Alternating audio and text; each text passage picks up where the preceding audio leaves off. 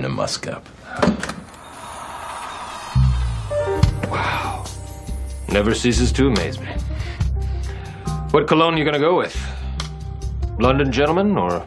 Wait. No. Hold on. Blackbeard's Delight. No. She gets a special cologne. It's called Sex Panther by Odeon. It's illegal in 9 countries. Yep. It's made with bits of real panther, so you know it's good. It's quite pungent. Oh, yeah. Ooh, it's a formidable scent. It stings the nostrils. In a good way. Yeah. Brian, I'm going to be honest with you. That smells like pure gasoline. They've done studies, 60% of the time, it works every time. That doesn't make sense. Well, let's go see if we can make this little kitty purr. It's the Josh Zodiac Podcast.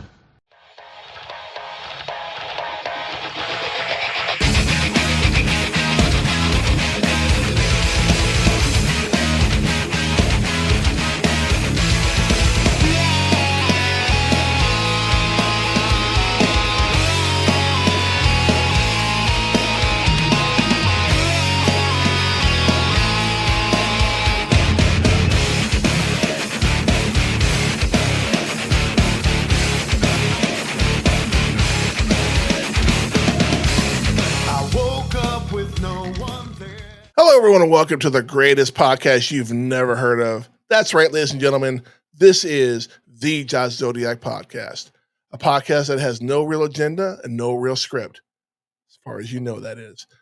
This is the podcast that actually not too long ago went to In-N-Out Burger because there's no Whataburger here in Idaho and got a double-double from them and realized their burgers suck and their fries are even worse. Ugh. God, those fries were disgusting. As we get closer to Money in the Bank, which is going to be next weekend, we will have a review and a preview show of Money in the Bank recording next week, dropping probably Sunday, depending on availability. Today I'll be joined again by my cohorts, my brother JP, and of course Charles Richardson. I almost said Robinson. I haven't done that in a minute. Have them both on the show. We talk about Money in the Bank. We talk about the whole Judgment Day, the shadiness going on between Finn and Dom and Liv and Roxanne Perez and all that good shit. We also talk about the whole Naomi, Jade, Bianca bullshit. The big topic that we talk about is on my Facebook and on my TikTok, which if you follow, and I'll get to those in a minute, you can participate in future polls that I'll put out there, which I think I'll be doing that every now and again. One person has to go away from wrestling history forever. Who would you pick? And the picks you could pick were Shawn Michaels, Undertaker, Randy Orton, CM Punk. I was a bit surprised by the outcome of who got the most votes. This person got 75% of the votes, and some people might be shocked by it. Some may not be. I personally was shocked by it. But we all give our insights on who we would pick and why. Mine is a very personal choice. I'm not thinking from a wrestling perspective. I'm thinking of it as a personal perspective. And those who know me will understand once you listen to the show. So please, I will have, and I'll say this in the episode later, I will have the links to both Jay and Charles's pages and shows in the description down below on both Spotify, excuse me, and YouTube as well. As for myself, I'll have the link tree. My voice keeps cracking. I'll have the link tree link below in Spotify and YouTube as well. However, if you want to just search the Josh Zodiac Podcast on Google, you'll find the Spotify page, the Facebook page, and the YouTube page. Please, on the three, especially Spotify, Apple Podcasts, and of course YouTube, please like, subscribe, follow, and leave comments. I want feedback. I need feedback. I've only gotten one comment. The one thing I learned from the TikTok post that I did is I got a lot of votes. A lot of people commented. I was actually quite surprised by that. So I want people to please leave comments. I will read the comments, please. And I'm not going to read them on the air, not all of them anyway. But definitely leave me some comments. It definitely helps the algorithm. It pushes it out more. I'm trying to get more listeners. So I know some of y'all listen to the podcast either on YouTube or Spotify, but you're not subscribed. It's free. It's free to go click on the little bell and say, "Hey, I want to know when he's got new shit coming out." So please like, subscribe, follow, all that good stuff. Links will be below. And without further ado, we'll be back momentarily as we go into the meat and potatoes of the show. We'll be talking about Money in the Bank and all the other cool shit that I mentioned before. I'm not going to go through all that bullshit again. I have a date tonight I got to get ready for. So without further ado, we'll be right back with Charles and JP. Stick around. I'll be right back. How about I send you a hobo's dick cheese? All right, everybody, welcome back. Oh, hold on. Oh, you're doing video for this? Yeah. Loser. Yeah, where you're right. Loser. See, I think the loser season is officially dead. Sorry. Is it though? Loser. Lehu Zahur. Anyway, welcome back to the show, ladies and gentlemen. Of course, I am the Jazz Zodiac, and welcoming back to the show as I try to get those fucking words out of my mouth. I am joined by, yet again, the dipshit over here, the creator of the Psycho Nerd podcast. Flip me out. That's a strike. That's one strike. I don't think you know how that machine works, actually. I don't know how this works. I'm sorry. I figured as much. The creator of the Psycho Nerd podcast, none other than we're still not sure if he's adopted or not, but my brother, John Parker Fanning the first. Well, at least I don't have the mailman's eyes. Damn, I knew. Okay, Al Bundy, fuck off. And as always, you can tell we're related. Really? As always, No. They can't tell. My co-host, my cohort, my partner in crime, none other than Charles Richardson, the creator of the Charles Richardson Show. Hello, sir. How are you? Oh, I am fan-damn-tastic. See, and again, I don't get it. The crowd just seems to love Charles. I don't get it. You're paying them off, man. That's true. I can barely afford He's to pay paying my them off. I bills. guarantee it. Paying off a crowd. Are you fucking kidding me right now? It's like when we were kids and we'd be like, "Hey, have a friend." Mom would be like, "You have a friend? How much do you pay him an hour?" Thanks, Mom. Love you too. Well, in all defense to Josh, is that crowd seemed like it was 2 or 3 people clapping. Really, to be honest, wasn't really a whole lot going on there. Didn't sound like a whole lot. So. Yeah. Wow. Roasting the host. I love it. We got a lot to talk about today as we are, now 7 days away from Money in the Bank, which is next Saturday. We'll be talking about that, obviously, next week with a quick review of Raw and SmackDown and then predictions and then review of the show. But we'll get there when we get there. So far for the men, the Money in the Bank qualifiers so far are LA Knight. Yeah. I don't have the sound. I deleted it. When my fucking mixer crapped, it deleted that fucking sound. So yeah. LA Knight, Solo Sikoa, Seth Douchebag Rollins, Andrade, and Penta. And the final match, which is going to be on Monday Night Raw, is going to be CM Punk versus AJ Styles versus the number 3 El Grande Burrito. Oh, I'm sorry. That's the El Grande Americano, a.k.a. Chad Gable. I'll start with you, Charles. Of those 3 men, who do you think is going to win that match? Of those three, well, first off, I can't put my faith in Burrito Man. Although everybody loves burritos.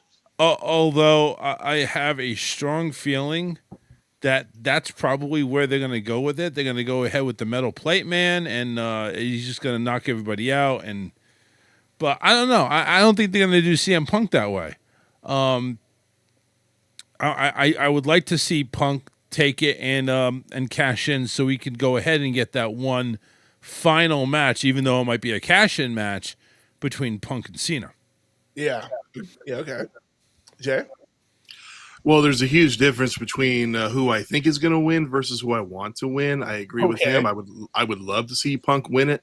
That would be awesome to kind of just see him carry it for a period of time and just have that lingering. Okay, so when's it going to happen? When's he going to do it? But I got a feeling El Grande Burrito is going to probably win the match. But that's just my personal opinion. But then again, yeah, I feel like he's going to cheat his way to the win. That's what I think.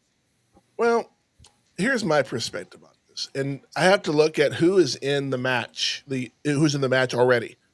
You got Solo Sikoa and Seth Rollins, the two names I'm picking out.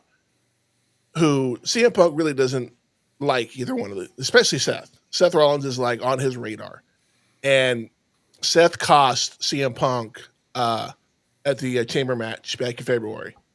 So I think Punk has got some extra ammo for this match, for this qualifying match, and I think CM Punk is going to be the sixth cog in this wheel, and it's going to be fucking nuts to see CM Punk and Rollins go at it yet again, because we know how much Seth Rollins hates in his CM Punk is living rent free in Rollins' fucking head. See, and right there, how do you know? How do you know that Rollins is not going to go out of his way to screw Punk out of that match to ensure he doesn't make it? And see, it goes either way, though. That's the thing. And the fact that this match is no disqualification, who's to say that his cronies Bronson Reed and Braun Breaker are going to be out there to help? So exactly my point. So yeah, but I do think CM Punk is going to win. I'll pick who's going to win the chamber match next week, or the chamber match, the actual Money in the Bank match next week. But for now, I think it's going to be CM Punk that's going to win this match and go on, and just see the fireworks just go from there. It would be nice, actually. It really Yeah. would. And of course, if he were to win it, he'd be the first 3-time Money in the Bank winner. That would be nice. Moving on to the women, I think we're going to see this on Raw as well. Just called up to the main roster on Raw, Stephanie Vaquer versus Liv Morgan versus Ivy Nile. Now, first and foremost, why the fuck is Ivy Nile here? She's just she's filling a spot. The real match is Stephanie versus Liv, 100%. Who do you think is going to win this match, Jay? Based on the names, I'm going to go with Liv. I mean, Stephanie I don't know. I didn't even know she was brought up to Raw yet. I haven't even heard that. Yeah, it was announced right after she lost the title at Battleground. Let's see. I need to watch NXT on a regular. I'm missing out. I just don't have a lot of time for it. But I'm going to go with Liv. Might actually be the one to win. She has been a few Money in the Bank matches in the past, but I don't know. I feel like the other two might be a little too green for it. I don't know. It's just my opinion. All right, fair enough. Charles, what do you think? They brought Stephanie in for shock value, and I think she goes ahead and follows the road of the Motor City Machine Guns, and she strikes gold early and gets qualified. Now, I don't think she's going to win the whole thing, but yeah, I think she's going to cause a ripple with her and Liv. And I think Stephanie would go ahead and do it. And again, what the hell is Ivy Nile doing in there anyway? I don't know. But here's the thing: is Ivy's been floating under the radar under American Made for a while. Yep. She has shown spurts of maybe getting a push. Yep. But I don't think you go ahead and bring a newbie from NXT, put him in the match without some type of outcome that benefits her.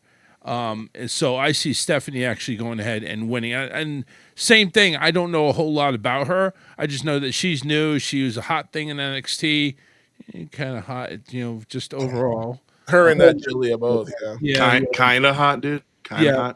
I'm trying to tone it down. I'm married, so. Oh well, yeah. Got to save face for the wife. I get it. Exactly. So that's 50%. Actually, that's 25%. My public take, 75%. You'll never know. But you probably do. But I think Stephanie goes ahead and takes it. I think Liv is, she's back and all. That's great. She has the Judgment Day backing her. But I don't think I'm gonna tone down my interference expectations. Yeah. It hasn't been much. So I will go except for two and that triple threat, but that's another story. And it worked out against him. But no, I like Stephanie. See, I'm going upset alert here because my pick is Ivy Nile is going to float under the radar and she is going to win this match. I wouldn't have Ivy a problem Nile. with it. See, and here's my thing. You're not going to put both women that just got called up to the roster in the Money in the Bank match. It doesn't make any sense to put Julia and Stephanie. One or the other is fine. Yeah, that is true. You know, if they were going to put Stephanie, they should have put her in first. And also that goes ahead and opens the door. If Ivy goes ahead and wins and gets into that Money in the Bank, Americano Burrito Man, Sour Cream Face, probably gets in on the other one. And That never gets old, man. American Made goes ahead and makes their own guacamole. Because Liv Morgan, and I say this about Rhea Ripley too, they've been the title picture for the past 2-3 years. Step the fuck aside. You know, many women who have been the title, Becky Lynch comes to mind, of course, Bayley and even Charlotte to an extent. They've had their fun. They've had their fun in the spotlight. Take a step. Let somebody. Natalia. What the fuck? Why has Natalia not won a title in like a decade? The last time she won a title was the fucking Diva Tramp Stamp belt. She is just there to push younger talent. That's pretty much her main role nowadays. She is such a great talent that's being wasted. But she's so humble about it, though. But she's beyond full time anymore. She's part time, and that's even giving her more credit than she deserves. I think she's basically there to go ahead and help town, like you said. Well, yeah, and I'm okay with that, but you know, I think she was held back. I think she was held back because of her family, because of Bret Hart, because of that. I think she was held back by Vince, and by the time the new regime came in, it's like I got lost in the shuffle. I can't go full blown like I could before. Yeah. So she was just done. So to recap, both of y'all think Stephanie, and I'm picking upset alert with Ivy Nile. All right. Actually, I said Liv, but after this discussion, I don't know. I'm starting to lean towards Stephanie now, so I don't know. I'm pretty undecided at this point. And I'm not surprised that Ivy's going to be in it, because there was that thing recently where both her and Chad Gable were talking about they wanted to be in a match. So I'm not surprised she's in it. Yeah. All right. Liv Morgan was gone for a minute to do a movie, supposedly. And while she was gone, all hell broke loose in the fucking Judgment Day. We got fucking Raquel Rodriguez being a fucking snitch. I love Raquel, but what the fuck? Why are you snitching? Snitches get stitches and end up ditches because they're little bitches. Seriously. The fuck? Finn Balor is planting the seeds for something. I don't know what is up. Yeah, he is. But he introduced Roxanne Perez, and what does Roxanne have for fucking Dirty Dom? Nuggets. A fucking tray of fucking chicken nuggets. I'm sorry, but if any broad brought me fucking chicken nuggets, like Liv Morgan, who the fuck is Liv? Oh, I got chicken nuggets. Where's the ranch? It depends on where the nuggets are from. If it's McDonald's, I'd be like, bitch, get the fuck out of here. I don't think. Listen, you're talking to Dom. Dom's only food is chicken nuggets. What does he have for breakfast? Chicken nuggets. What does he have for lunch? Chicken nuggets. What does he have for a late night snack? Chicken nuggets. What does he have for a protein shake? A chicken nugget shake. Yuck. That's disgusting. That's with ranch. Well, you gotta have the ranch, I guess. I'm just saying, it's like he is a baby in a 20-plus-year-old body or something like that. It's like, who the fuck is chicken and the broad he's been pulling. He pulled fucking Rhea. Don't know how. Like I'm saying, this whole scenario seems familiar, doesn't it? And then he cheated on Rhea with Liv. And then Roxanne Perez shows up, who is a lot younger and still Hispanic. What the fuck? I'm sorry. don't bring me fucking nuggets. Bring me some fucking tacos. Some good, Roxanne Perez and Raquel would know where to get the good tacos at. They're both from South Texas. Fuck. They don't need to go out and get tacos. They just point down and say, "Here's my taco." I was gonna say pink tacos, man. Thank you. Oh, You- you. Yeah, and Dom, just go ahead and give me your secret sauce, and we'll go ahead and call it a day. No, he wants it animal style. A stuffed burrito. Now, All I'm saying is Dom's a player. I mean, you go ahead and you take that mullet, you take that stash, and I'm like, what the fuck, really? This guy's getting the chicks? What the hell am I doing wrong? no shit. I mean, the dirty Sanchez mustache. Yeah. No, right? Here's the thing, though. When Liv came back and was talking to everybody about what happened, if you zoom in on the video, you see Finn Balor, and he's like this. Like, He's stirring the pot, dude. And nobody sees him except for the camera. And I'm like, I think, and I've said this for a while, I think Finn is trying to get fucking Dom kicked out of the Judgment Day. And planting the seed to bring Roxanne Perez in with chicken nuggets, which is his well-known meal of choice. He couldn't resist. He had no choice. But what's the end game for Finn? If, say, for instance, this is true, all right, and Finn's trying to get Dom kicked out, what is the benefit there? Dom actually has gold. He's the only one in the group that has gold. Why would you kick somebody that has gold out? Wait, aren't Liv and Raquel still tag champs? Yes. Okay. But Yeah, I I get what he's saying, though, is that, and not only that, but fucking, if in case we've forgotten, Dirty Dom pinned Finn to win that Intercontinental title. Thank you very much. Well, Finn Balor is pissed. He's just doing it. He is in the back. He's acting. He's buying his time. Why? Why not? Why buy your time? I would have went ahead and could have grabbed him right after I was pinned to go ahead and show my frustration with the belt in his face. But why? I mean, it's just like, if you're the bad guy, why would you make yourself look like the bad guy if you want to make the other guy look bad? You know what I mean? Trying to do it under the radar. Do it under the radar. Do it underhandedly. That way, everybody's like, "The fuck, Don? What are you doing?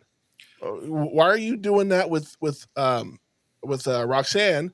You have Liv, and it's almost like history is repeating itself. Only this time, they're probably going to kick either Dominic out or Finn. One of the two is going to be kicked out of the Judgment Day." Here's the real poll question. If you're ever going to do a poll question again, do this one. Which one should Dom? Well, if you had your choice of the three, Mommy, Liv, or Roxanne, who would you rather nail? Who would you rather be with? Hold on, I'm typing this out right now. Yeah, that is an interesting poll question. I know a lot of people are going to say Mommy, but I'll be honest with you, I'd take Liv. I'd pick Rhea just because of the accent. Accent doesn't do it for me. I mean, she's tatted up more than a billboard. I don't. That's okay. I don't care for that. I don't care for that. I mean, if it was Rhea prior to WWE, no, see, I like. No, I didn't like I don't like the goth, but I don't mind the goth. It's just she did it to make herself stand out, and it fucking worked. 100% it worked because blondes in fucking WWE and wrestling are a dime a dozen. She got her hair black, went the goth way, and it made her stand out 100%, and it fucking worked. I think that's who she is, to be honest with you. She lives it. Yeah, and I think that's who she really is. She was just, being somebody she wasn't. Like, fuck it, I'm going to be me, and if people like it, cool. If people don't, whatever. And from what I've heard, she's such a down-to-earth person that, who the fuck cares if she wears black lipstick and black hair? I don't fucking care. Doesn't bother me none. Yeah. Moving on to something that I don't know about y'all, but I'm fucking tired of seeing it and tired of hearing it. I need it to go away. I need it to go to rest. And it's probably not going to happen until Bianca comes back from her injury. Although we got a little taste of it last night on SmackDown. Is when does this Bianca, Naomi, Jade bullshit gonna fucking fade in the sunset already. I'm done. I'm over it. I don't When fucking care when anymore. they all get into a plane and crash. This segment on SmackDown felt like a rehash of what we've already seen before. It was literally almost the same exact beats, and it's like, okay, guys, Jade already beat her. Where are we going with this? Why are we dragging this out? Like, seriously. No, what it was is that they were in Knoxville. She's from fucking Knoxville. She went to the University of Tennessee, so she wanted to sing Rocky Mountain Top, which, if you'll notice, she didn't sing a fucking word. Not one. The whole crowd singing. She's just like, Yeah, she doesn't know shit. she didn't know the fucking words, apparently, or she didn't go to Tennessee. And then, of course, Naomi's out there like, I'm going to be your friend. I'm so sorry. I made a mistake. I'm fucking done. I'm fucking done with this. And then Jade had to come out and, do her thing. And I'm like, I'm done. I don't fucking care anymore. It's on repeat, man. For real. It legit is on repeat. And it's a broken record. We keep seeing the same shit over and over again. And it's like I said, until Bianca comes back from whatever injury she has, or it's not going to go away. The only thing about that segment that actually seemed a little different and a little creepy is when she talked about she went to her parents' house and actually let herself in. It's like, what the fuck? That had the fucking shades of stalker shit. What the hell? That had the shades of Brian Pillman and Stone Cold Steve Austin shit right there. Yeah, a little bit. I mean, that's just creepy as all hell, man. Or even was it Randy Orton that went to Triple H's house, or was it the other way around? I want to say it was Triple H went to Orton's house with his fake wife. And wasn't it the same thing Dexter Lumis and Miz? Yeah. I really don't remember that. Similar. But the thing that Naomi said that really was like, oh shit, this is real. She looked at Bianca and said, I wouldn't want to put you in a wheelchair like your mama is. And I'm like, whoa. That is some straight heel heat. And I remember Bianca was looking at her mom like, the fuck? Yeah, the fact that her mom was right there, it's like, oh, yeah, that made that real. It's like, wow. I mean, they're trying to make it interesting, and it definitely caught my attention, but I'm fucking over it. I'm still convinced there's more to the story that we don't know. I have not let go of that seed. I'm like, there's something going on here. They're lesbian lovers. That's what it is. No. That's why she's not giving up on her, because she wants more of that cookie. Yeah. So she wants the cookie. That's what's going on. I got nothing to add to this except that I don't either. You're right. I don't think it's gonna. I think there's gonna be a Bianca Naomi feud, and I think Jade's gonna be weeding somewhere out there where she's gonna be struggling for TV time. Yeah. Because there's nothing for her anymore. And I will really say isn't. This year, we've seen 3 people that have been faces most of their career turn heel. Cena, Becky Lynch, and Naomi. Now, Cena's doing a great job as heel. He's trying to ruin wrestling, and he's doing a great fucking job. Becky is pretty much a carbon copy of John Cena at this point. You fans are assholes. I fucking hate you. No matter what I do, you're not happy. But she's doing it on the women's side, which is fine.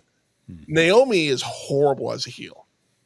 She looks too exaggerated, too fake. It's just not.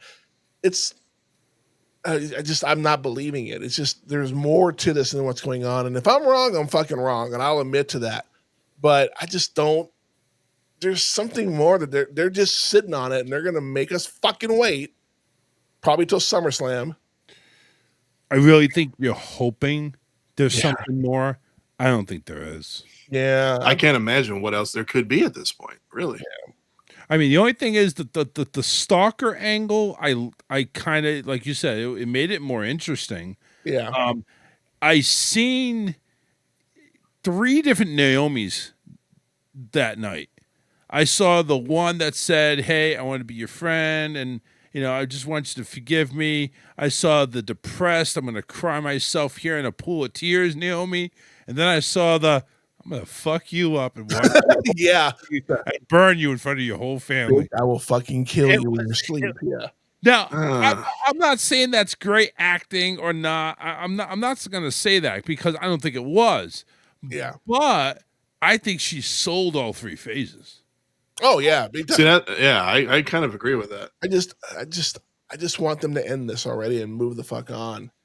You Yeah, know? but like you said, I don't think that's happening until Bianca's 100% clear, and Yep. even then, who the fuck knows how long they're gonna draw it out for? Yeah, exactly. Um, Man, the same night on SmackDown, we had Cody with Jey Uso there for decoration, doing a little promo off between John Cena and Logan Paul. And I will say, for once, Logan Paul cut a decent fucking promo. He's fucking horrible at promos, but last night I was like, oh, he's been studying. All right, cool. No, He's been he watching, was, no, he's been no, watching he Roman wasn't Reigns studying. videos from 5 years ago and going, don't be like that. No, he wasn't studying. He had seen a coach, and it was like, hey, this- Yeah, he really did. Let's be fair. Fucking John Cena spitting facts though. Like, you hate Logan Paul because he does what he does in his company better than most of the people in the locker room. And I'm like, dude, you know fucking what? facts. I Fact. mean, every time he gets in the ring, man, he brings it every time. I mean, I That's don't a like fact. him as a person, No, but he's a no. great fucking wrestler though. He's just naturally good at it, which is fine. And even Logan Paul had said something about, if I could walk on water, you would just say it's because I couldn't swim. Like, he can do no right. And he is so spot on accurate when he said that. I'm like, dude, it's making me become a Logan Paul fan, and I'm not liking that right now. I'm so against that. I'm like, He's no, bringing no. you over to the dark side. He better have some fucking cookies. Excuse me. This is the back and forth. And then there was a moment where Cena wanted to run, Logan Paul wanted to fight, and then Logan Paul kind of shoved John, and John's like, what the fuck are you doing? Yeah, just a little bit of dissension there. Just a little. And then Cody, mic dropped, cooked them both with one line that says, hey, what are you gonna do? Go polish his Peacemaker? It's like, fuck. And that's all it took. This is the name of this episode because I fucking love that. That was so. It's not something you would want to hear from a face, but it was fucking point blank. It was enough to make Cena want to fight all of a sudden. So Yeah, it did. Clearly, it had the desired effect. And they both got their asses whooped, and Cody stood with the title up in the air. Ugh. I have my own opinion about this tag match, but Charles, I'll go to you first. What do you think about this tag match between Jay and Cody versus John and Logan Paul? I think it's fucking pointless. I really do. It's pointless. Like, number one, on the promos, there's not been one promo which ended in a fight where Cena came out on top. Hasn't been one. And then all of a sudden the bell rings, Cena's victorious. How does this make any sense in the world, period? And you have the Yeet Master fake ass title man versus, oh, I just came back because it's Money in the Bank and I want the title again, but we can't make the match because we have to do some other bullshit to tally up the time. Yeah. And all of a sudden, and they still get their asses kicked. Like, when is Cena gonna win a promo? I mean, it's not like Cena doesn't cook; he's cooking. That one liner, that's all it's Cody had. I guess it's all that he needed. That was the Hail Mary. That was the Hail Mary for the win. That's all that was. And it fucking fit. It worked. It's like, oh, okay. But it's like, for the tag match, I think it's a waste of fucking time. There's nothing in it for anybody except bragging rights. And what do you do with bragging rights on Monday Night Raw or Friday Night SmackDown the following week? Just shove them up your ass and go to the next story. Oh, yeah. Jay, what do you think? Meh. That's my opinion. Meh. Honestly, I completely agree. I think what it is that they have zero build-up time before Money in the Bank. They can't do a build-up for a decent title match or anything. So this is just filling a spot for all four of these competitors for Money in the Bank, since there's no other time to set anything up. Whatever they're going to do with Cena defending the title again is not happening until the following PLE, whichever one it is. So, see, for me, I've got 3 letters, 1 word, meh. See, Hey, that's copyrighted, man. You can't steal that shit. See, but here's my thing. It's Money in the Bank. John Cena is a champion. Who should have a title shot at Money in the fucking Bank against John Cena? It shouldn't take too fucking long to figure out that answer. What, The Miz? No. Just kidding. CM Punk. Who did Punk beat for the title in 2012? Mm-hmm. Yes, in he did. Chicago. Oh my fucking wasted opportunity.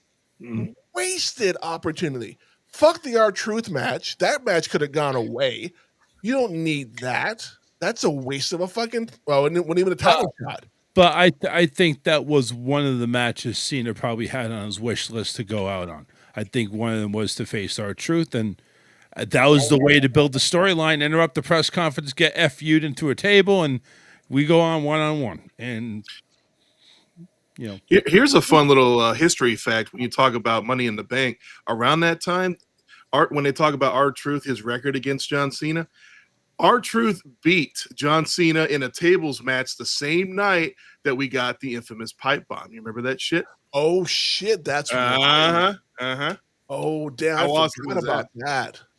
But see, this is a wasted shot. I mean, you don't have to put Punk over. It's just, it's the tour. CM Punk goes, you know what? Let's run it back. I want the title back. But I think that's going to happen down the road. Oh yeah, of course, and that's fine. Yeah. But I don't think Cena's done with R-Truth either. I've got a funny feeling about that one. I don't know what it is. I feel a disturbance in the forest when it comes to that. Like he might try to make an extra example out of him? What do you mean? No, I think that if anybody's going to beat John Cena for that title and snap him out of the rut that he's the supposed rut that R-Truth thinks he's in, is R-Truth. No. His hero. Why not put the belt on R-Truth? Why not? The man is fucking earned it. Why, dude? They put it on fucking Kofi. Why not put it on fucking R-Truth? Yeah, but because R-Truth already had his big title run with the 24/7 championship. That was his big title run. That's like exactly. When you go ahead and you put a 24/7 hardcore title around your waist, that's it. You can never go ahead and compete for a world title WWE ever. You want to put the title on R-Truth? Why don't you just bring back David Arquette and give him the fucking title again? See, but here's the thing, though. David Arquette is a lower version of Logan Paul.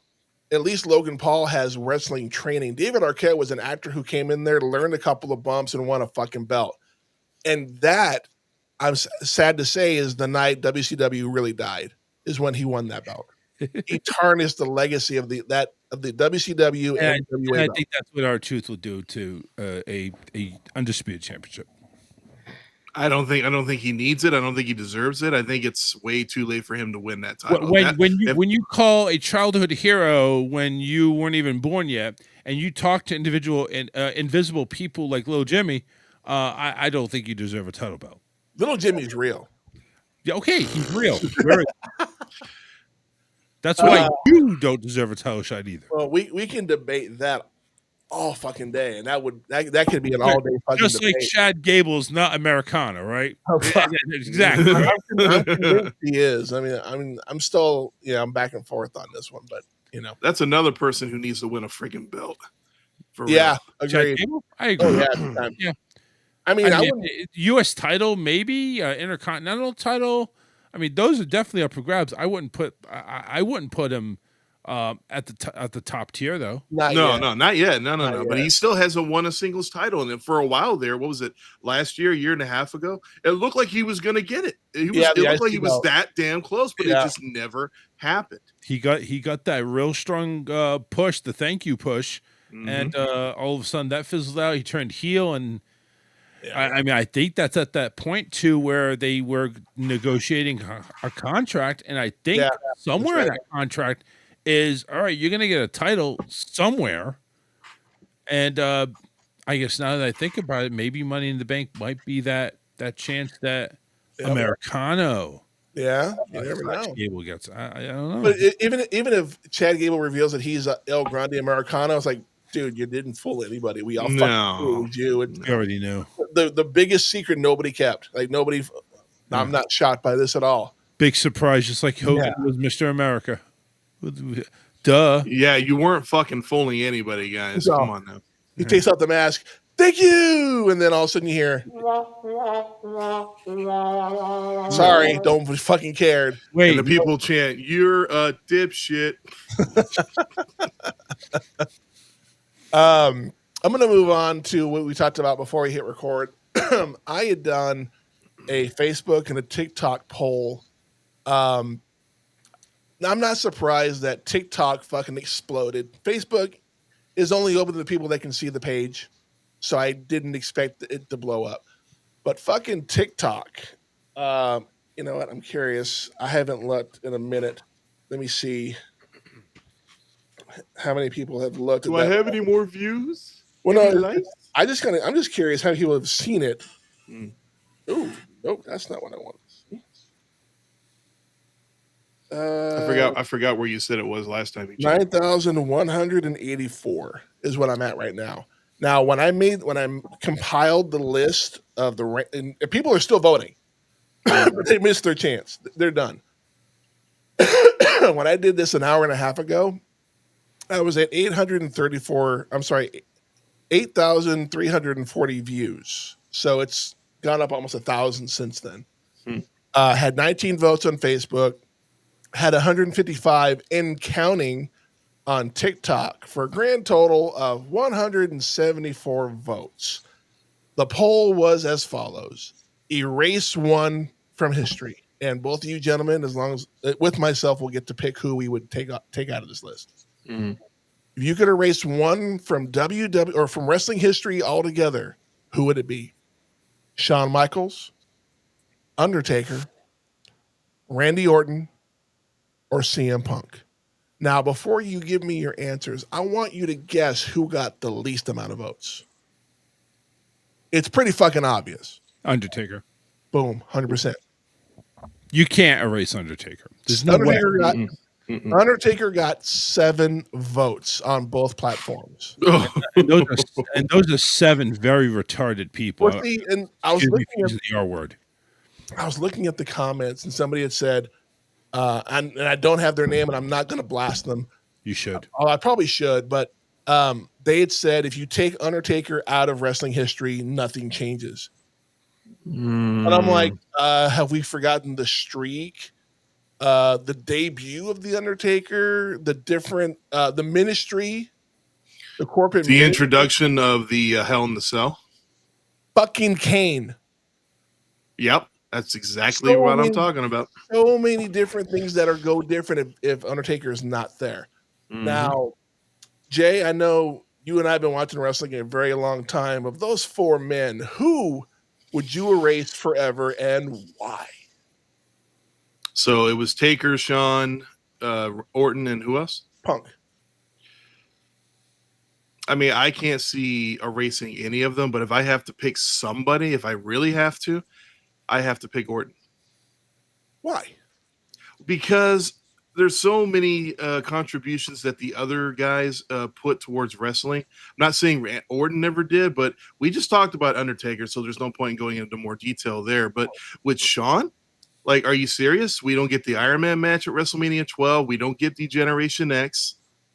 You know, there's a lot of stuff going on there. And with CM Punk, we don't get the infamous pipe bomb, all the great matches he used to do back in the Indies, all this, the fact that he's one of the few people that actually has ever beaten John Cena clean in the last 15 years. Yep.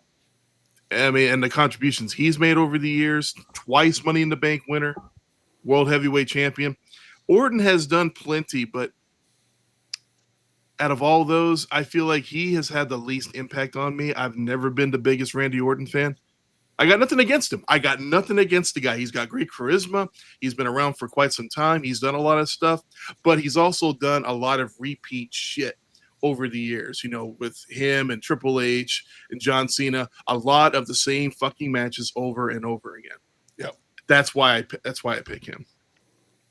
Charles? I'm going to tell you the ones that I don't want before I choose the one that was very tough decision to make. Yeah. Undertaker, just clearly because of his legacy. Yeah. Clearly. He just made an impact from day one, streak, and everything like that. Shawn Michaels, like I said, DX, I think changed the Attitude Era with Triple H. Even though I think if you take Shawn Michaels away, I think even without DX, I think WWE still would have came out on top. But it was just an extra thing. Oh, it was just one of many things that was going on, but it definitely helped. Yeah. I can't take away Randy Orton because of 14 titles. Okay. I understand CM Punk has the pipe bomb. He's great on the mic. He is best in the world. But I would have to choose CM Punk to erase. Wow. I don't think and I'm the one that wears his shirt too. But out of those four, I think he's the weaker link. Interesting.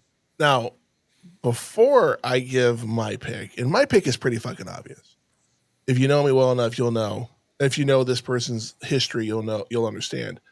Undertaker got 7 votes. He got 5% of the votes.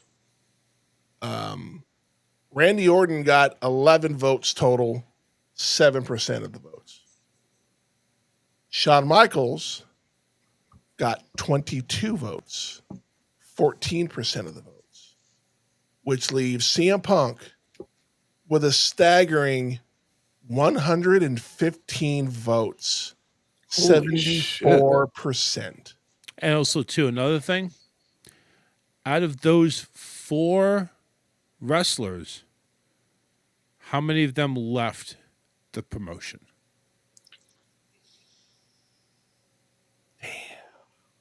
Is that a big reason for your decision, or it's part of it. I mean, he was a company man. He obviously played through a lot of injuries or something he shouldn't have done. I get his grievance, but you don't need to sign with AEW. So if I had Cody Rhodes on this list, and instead of CM Punk, you would have picked Cody. Cody's gone. Oh, in a heartbeat. Right. Now, because what did he produce? Stardust? What did he produce? Dashing Cody Rhodes. How dare you, sir? No. I dare. And I'll double down on that. That didn't do jack shit for me. No. His greatest contribution, paper bag masks. Oh, fuck. I forgot about that.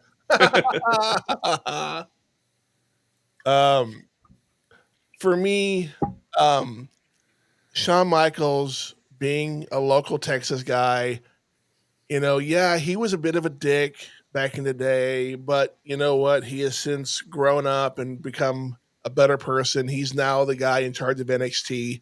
He is carving the future of the company with the help of Triple H, of course.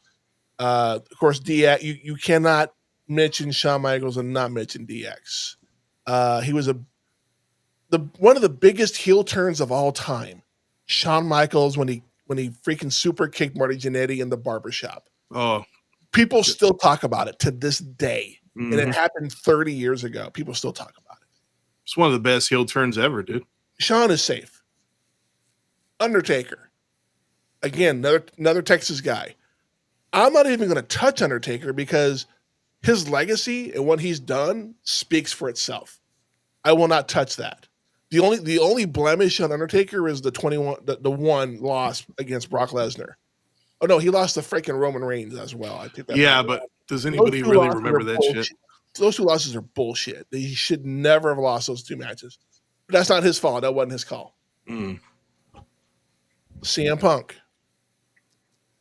Yeah, when he came into WWE, he was not the mold of what Vince wanted a champion to be. So he kind of laid stagnant for a minute, and it took Paul Heyman to go, there's potential here. Let's fucking run with it. Granted, and Vince and even Triple H, to a point, and this is back when Vince was the top dog, Triple H is trying to make himself look just as good as Vince. Are you going to go with the father-in-law who runs the company, who pays your paycheck? Or are you going to go with the guy that he doesn't like? You're going to follow the paycheck. I don't blame Triple H for that. Not even a little bit. And it was never personal. It was just, sorry, this is what Vince wants. That's what best for business. Exactly. And Jay knows this. The night of the pipe bomb is the night I returned to wrestling. Oh, yeah. I came back. I've been on a hiatus for a minute, and I heard the pipe bomb, and I went, "Who the fuck is CM Punk?" The fan that fucking quick, because everything he said in the pipe bomb was 100% real, except for the very end when he said it'll be taken over by his doofus daughter and her dumb son-in-law, Goofy son-in-law. Yeah, which he's doing a great job. But I get where he was going with that. He left because he was angry with where the company was. It was in the wrong place. Kind of sounds familiar, doesn't it? It really does. Stone Cold. He came back when everything was, the ship had straightened itself out. It was good. So I see no fault in leaving. But he wasn't coming back to a place where he obviously spoke the truth when he did his first promo in AEW, where he was getting sick and he was basically, he wasn't in his right spot. Yeah. So he wasn't going to stay there or even come back. When Vince left, obviously things had to clear out, and of course he wasn't going to fully trust Triple H. Like, okay, you're in charge now. Let's go back day one. No, let's see what you do. And he's done very well, a lot better than Vince has done in a long time. Yep. Of course you're going to come back. Of course you're going to go ahead and want to get paid, and you want to bring somebody that influence the crowd when not even part of the promotion. No. How long was he gone, and how long did we still hear those fucking chants? Dude? Years he was gone, and they chanted his name for 10 fucking years. All you got to do basically is go back to Survivor Series, listen to that last bit of audio. I watched it last night, actually. When you hear that static, that roar of the crowd was so deafening. It's like Elvis came back from the dead or something. See, and here's the thing. I'm just saying. The show was in Chicago. Yeah. It was in Chicago. Place. I watched it. I was watching the behind the scenes where they snuck him in, and then they showed the actual live broadcast of what had happened. They had him in like a big hoodie and everything like that. Like nobody can know. Nobody can know when he finally get back in Gorilla. It's like, hey, welcome back, welcome back. How do you want to do this? Kudos everybody, to them, man. Everybody that do welcome back, with open arms. Yeah. And my thing is, if Bruno Sammartino, who fucked over Vince Sr., if Ultimate Warrior, who fucked over Vince Jr., could not only come back to the company, get legend contracts, and be inducted in the Hall of fucking Fame, what CM Punk did was minuscule compared to what those two men did. Yeah. Minuscule. Very, very small. Oh, and I will tell you, when Punk's music hit and the song Cult of Personality played, you can't even hear the lyrics because the crowd is so fucking loud. Barely. But I'm on a tangent. My pick, obviously, is Randy fucking Orton. And it's for one reason only. It's not the 14 titles. It's not, if you take Randy away, he wasn't even the first pick for Evolution. He wasn't. That's true. I forget the other guy's name. It was Triple H who pushed for Randy. But he wasn't the first pick. My beef with Randy Orton is very personal to me. It's his military background. That can't be. You shouldn't do personal picks on that. I have to, because why? That has nothing to do with legacy. Has nothing to do with his accomplishments or what he's done for the company. It's personal. You can't do that. If I take away Shawn Michaels, the Attitude Era is different, and even the current roster is different. I take away Undertaker. The landscape of the last 30 years is completely different. Yeah, I agree. Even CM Punk, to a point, you take him away, a lot of the shit that went down in those 10, 15 years he was here, and even now, doesn't happen. But the thing is, take away Randy Orton, nothing changes. Somebody else has the matches with John Cena instead. But he also has family history, too. I understand that. Of course he does. Second or third generation? Second generation. Rock was the first third. He was the youngest champion of all time. But you know what? I feel that was Nate. It's like the Charlotte Flair enigma. Oh, you're so and so's kid. We're gonna put you in. We're gonna push you to the top as quick as we can. But there's a difference. Randy was liked. Not at first. At first, he was very much at the same level as John Cena. He was not liked. It wasn't until he went to the legend killer status where he became, oh, we should probably pay attention to this guy. But even then, I've never been a fan of Randy Orton, and it is for me. It is personal. You know, I have zero respect for any man who signs up for a military contract and then goes, oh, this isn't for me. I'm going to go AWOL, and then fucking leaves. That man should be in Leavenworth for the rest of his fucking life. He's lucky he's not there now. And again, it is, for me, it's personal, you know, and Jay will tell you, military is very strong in our family. You know, we have relatives that have been in or are currently in. Mm-hmm. It zero respect for the man, and I've never got out of my way to try to meet him.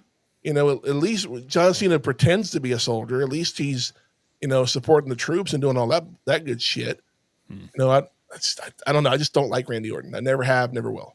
All right, fair enough. And again, my vote may be a little off center, but it's my vote. It's more personal than I would have expected, but You're right. Yeah, but you know, for somebody who did 8 years in the military and hearing about this, I'm like, and he was a Marine too. The only Marine he got to play was in a fucking movie. So you know. yeah, riding on Cena's coattails. Yeah, exactly. Well, it was like I need to watch the one that Becky Lynch in it because I hear it's really good. I haven't seen any of them after the first one. Yeah, me either. Wasn't Robert Patrick in the first one, or am I thinking of the wrong franchise? Nope, he was in the first one. Okay, I actually liked him in that movie. He was kind of a goofy villain, but that's what I mean. That's what it's different than what we're used to with Robert Patrick. I liked him. I liked him as the CIA operative at the TV show Scorpion. That was a short-lived show, but he was funny in that one. I'll have to look that one up. Yeah, it wasn't on for very long. I think it lasted 2 seasons, but it was interesting.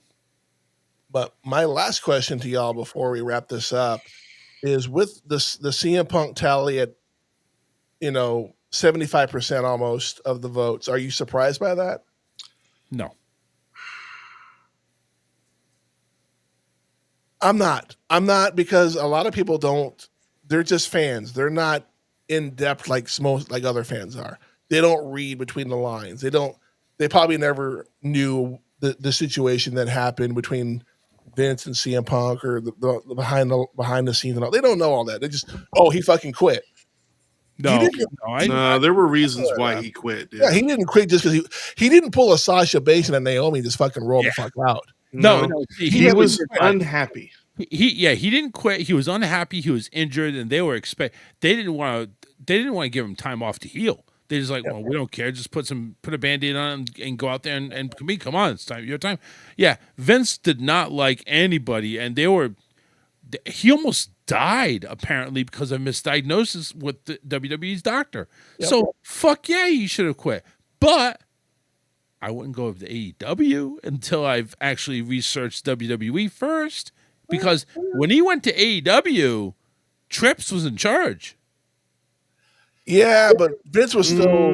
Vince still had his fingers in the cake. Making changes to Raw and SmackDown, like last minute shit. Vince is still in the chair. Mm-hmm. So, but here's the thing, though.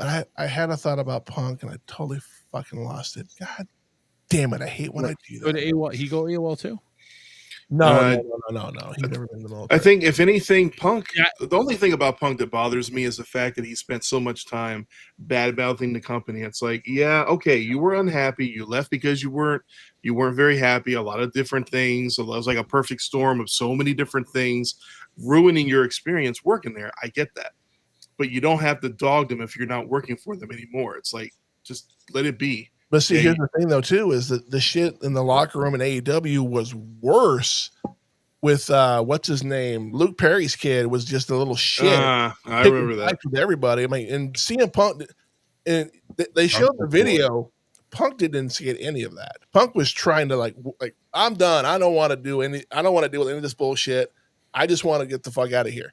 No, And no. What was basically happening was he went to Tony. It's like, fix this. are you going to take control of this company? What are we doing here? Oh, we're not here to sell tickets. We're not here to make money. Fuck it, I'm out. Yeah. It was pretty much that. You know, you had a situation with Jungle Bitch over there, and you go ahead and you try to step in. You're actually being a good Samaritan. That's not your place. You're not getting paid that much money to go ahead and handle those headaches. No, that's for Mr. fucking Bags of Money, Tony. Go in there and take fucking control of your kids. 100%. It's his company. You're not wrong.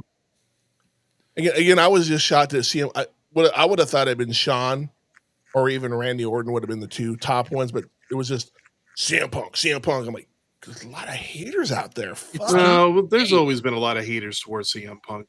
Even Aaron was a big hater of CM Punk. Well, Aaron's just a piece of shit, but that's a whole different story.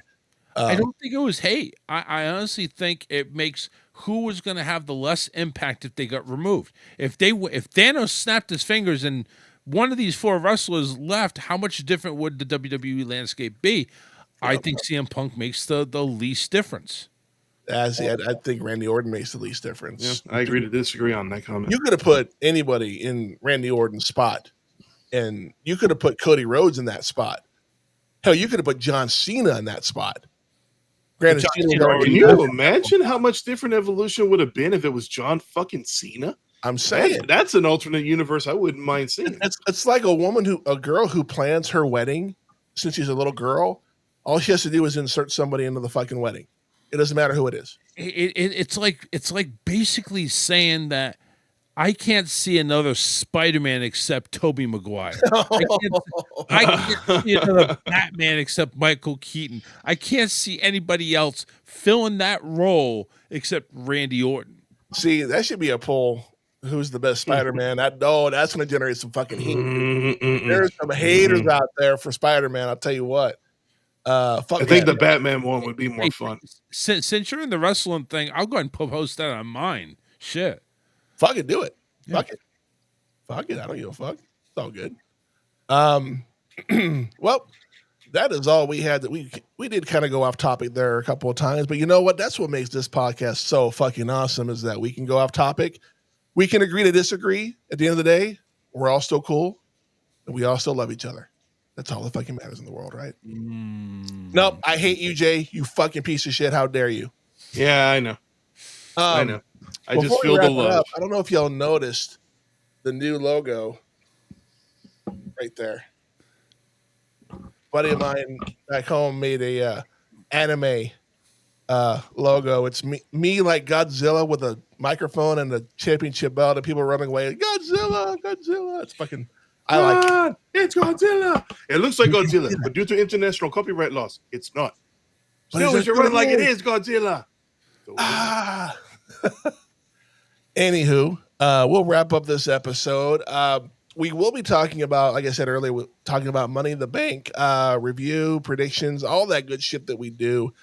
We probably will not talk a whole lot about Raw and SmackDown next weekend. But as we head out of here, Jay, promote your show and your podcast.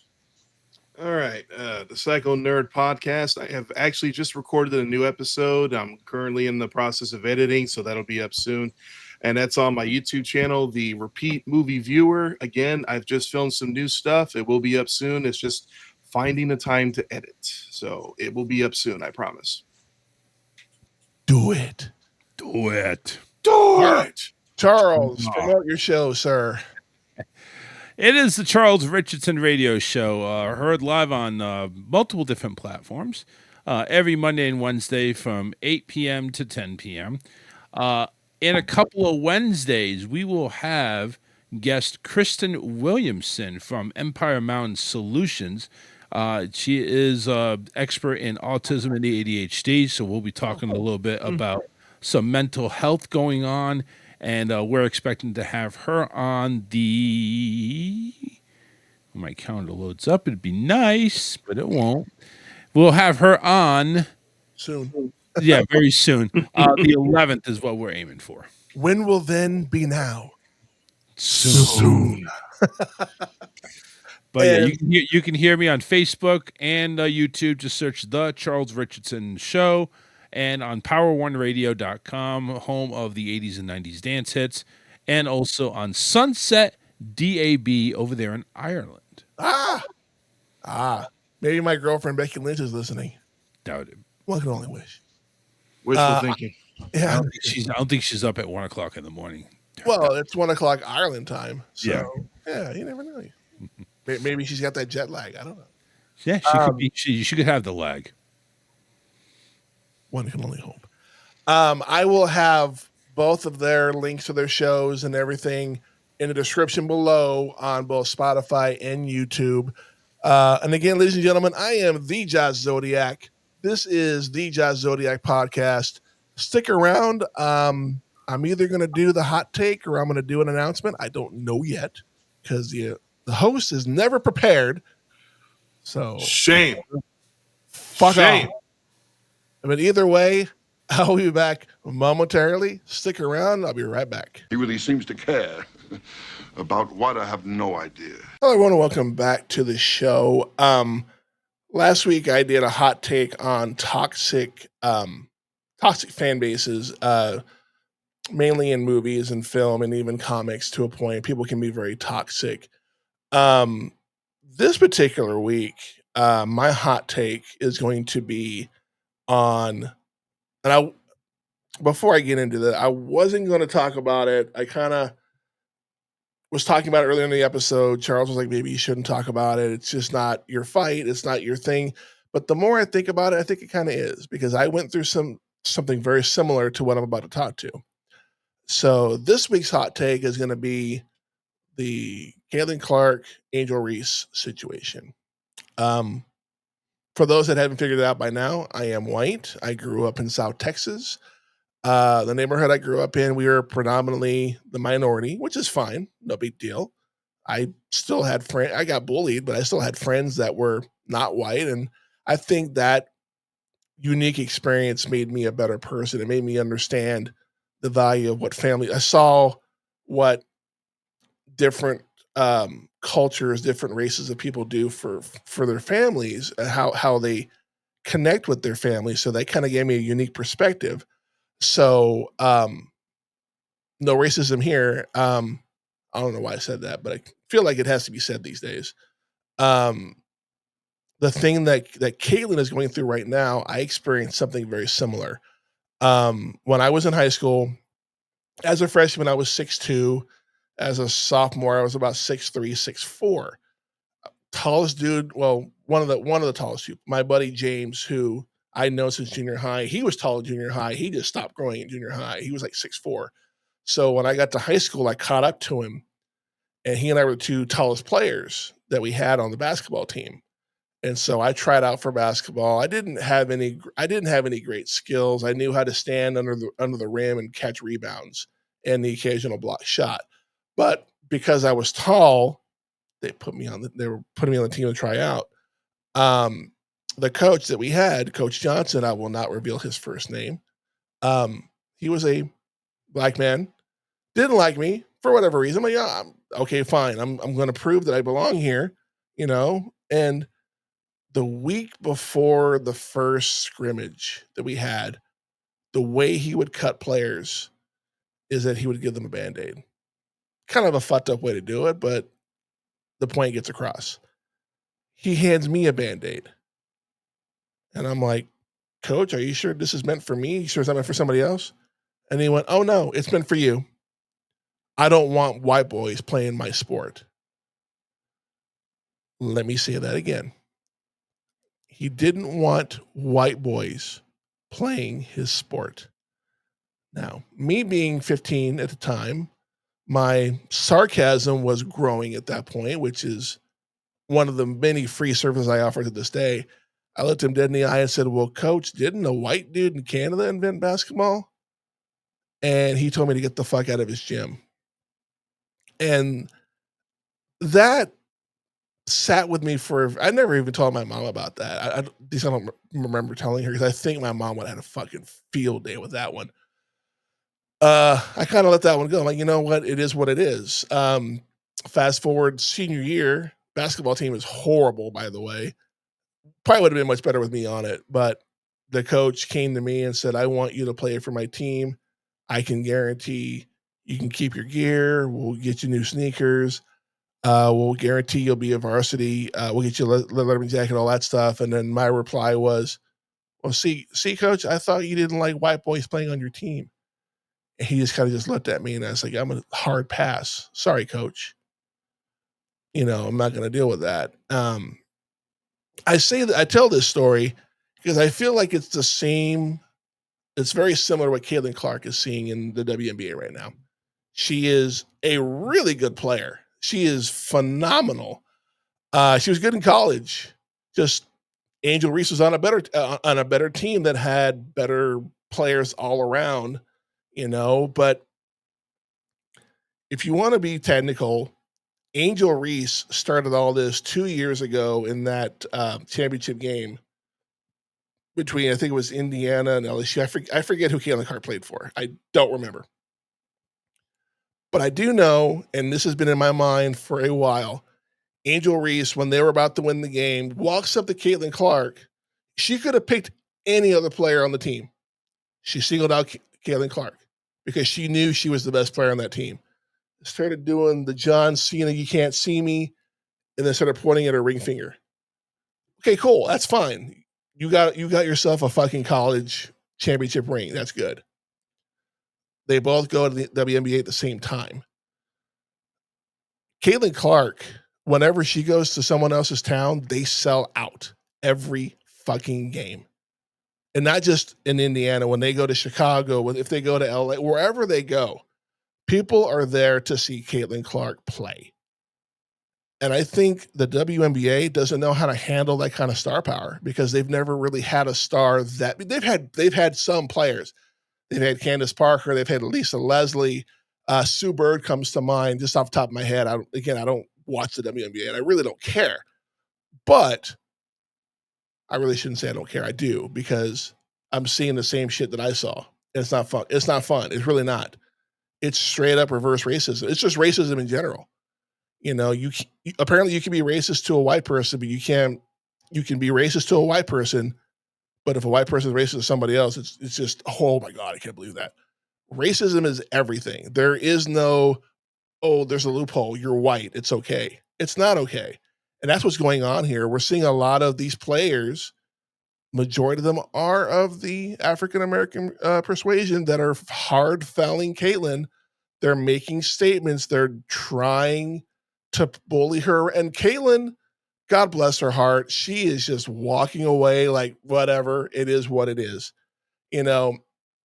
But the poster child is Angel Reese because she's the one that started all of this a year and a half ago with the women's Final Four. And I think it's disgusting that people are actually, oh, well, Angel Reese is not at fault here. She's 100% at fault because she planted the seed for this. And now Caitlyn Clark is proving that she not only belongs there, that she's the fucking face of the WNBA. And even the past players, some of them are like, no, she won't be that great. When she gets to the WNBA, she'll fizzle. She got to what? 40 there was some record she set. I do not remember. I didn't think to research it before, but she did it in 40 games. The next person behind her was 410. Let that sink in for a minute. Caitlyn Clark has that quick release like Stephon Curry. Just lets it go. And it flies. And it's just beautiful to watch. And I know right now she's injured. I know she's not going to listen to this, but Caitlyn, hope you get better soon.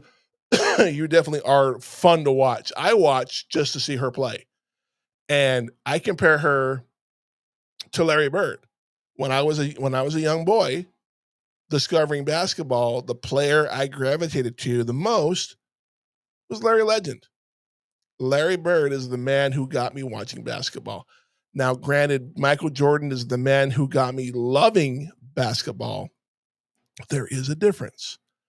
But what I'm trying to say here is that just play the fucking game. Seriously. There doesn't need to be black or white, green or yellow. Just play the fucking game. And by the way, Angel, The reason why you have as many rebounds as you have, they're not even rebounds. They're me-bounds. They're rebounds you get because you can't even make a fucking layup. Pathetic. I'm sorry. You're about the fame. You're about the wealth. Caitlyn's playing for the love of the game, and that's why she will succeed. And that's why she will be the face of the company. She's not posting sexy Instagram photos or all this other crap. She's doing it because she loves to be there. She loves to play. Excuse me. And that's the difference. And people are going to hate on that. And that's fine. Caitlyn is, walking away like whatever. And then you got people like Brittany Griner calling her a trashy ass white girl. That bitch is lucky she's still not in a fucking Russian prison. That's all I'm going to say about that. That's all I'm going to say about that. And she's lucky she's still not in Russia. She did not deserve the treatment she got being released because she had some fucking marijuana pellets or some shit. And in Russia, it's illegal. And, I'm an American. Don't mean shit. I've been overseas. I've been to different countries and I've abided by the rules. Why can't you? Anyway, I'm going to get off my soapbox. But again, ladies and gentlemen, I do appreciate you listening to the show, not just the rest. And the hot take will be, it won't be every week. If I have something between the time of recording, I'll record it, but it won't be something I do all the time. I promise you, I'm not a bitter Gen Xer. I'm actually very chill, very cool. But like I said, thank you for listening or watching. If you're watching, thank you for watching us. Please like, subscribe, and follow the podcast, Spotify, Apple Podcasts, of course, YouTube. Leave comments. I want to hear feedback, how you feel about everything. That might actually be a poll question I might do in the future because I'm going to start doing polls more often. But I'm going to conclude this episode at that point. Again, I want to say thank you for listening or watching. This is the Josh Zodiac Podcast. I am the Josh Zodiac. And until we meet again, just remember, on your left. It's the Josh Zodiac Podcast. Don't worry, nobody's listening anyway.